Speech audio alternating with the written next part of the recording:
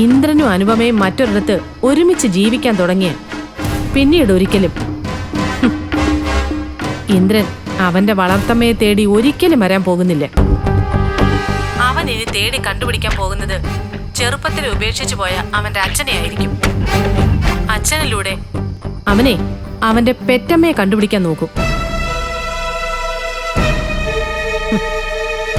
അവന്റെ മനസ്സിനെ അനുപമ ആ രീതിയിൽ പാകപ്പെടുത്തിയെടുക്കാൻ ഇപ്പോഴേ ശ്രമം തുടങ്ങിയിട്ടുണ്ടാവും.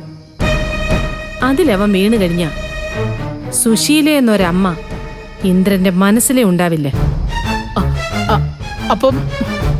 അപ്പം ഞാൻ അവരെ വീണ്ടും ഇങ്ങോട്ട് തിരിച്ചു വിളിച്ചോണ്ട് വരണമെന്നാണോ നീ പറയുന്നത്? ഞാൻ അങ്ങനെ തോറ്റു കൊടുക്കണോ എല്ലാവരുടെയും മുമ്പില്? ആന്റി തോൽവി സമ്മതിച്ചുകൊണ്ട് അവരെ തിരിച്ചു കൊണ്ടുവരണമെന്നൊന്നും ഞാൻ പറയില്ല. തോൽക്കാതെ തന്നെ അവരെ ആന്റിയുടെ മടയിലെത്തിക്കാനുള്ളൊരു വഴി ഞാൻ പറഞ്ഞുതരാം.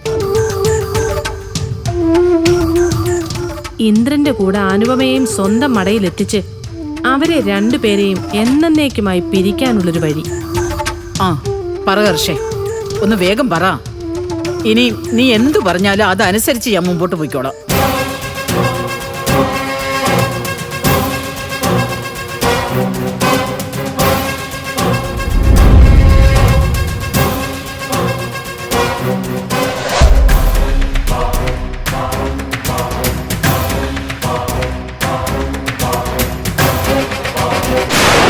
ഇപ്പൊ എനിക്ക് മനസ്സിലായോ? ആ അത് കൊള്ളാം ഹർഷേ. ഈ ഒരു വഴിയിലൂടെ ഇന്ദ്രനെയും അനുപമയും തിരിച്ചു കൊണ്ടുവരാൻ പറ്റിയെങ്കിൽ അത് നമ്മുടെ വിജയം തന്നെയാണ്.